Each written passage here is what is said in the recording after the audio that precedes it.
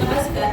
लोकनेते यशवंतराव चव्हाण विद्यानिकेतन क्रमांक 6 या शाळेच्या वतीने आपला यशवंत गीत मंच आणि संगीत शिक्षिका पल्लवी गजरमल मॅडम हे सारे मिळून पंढरीनाथ पांडुरंगा विठ्ठला रे हे भक्तिगीत हा अभंग सादर होतो आहे.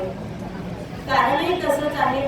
नुकतीच आषाढी वारी पंढरपूरकडे मार्गस्थ झालेली आहे आणि या भक्तिरसात आमची शाळा सुद्धा वेगवेगळ्या पद्धतीने सहभागी झाली होती.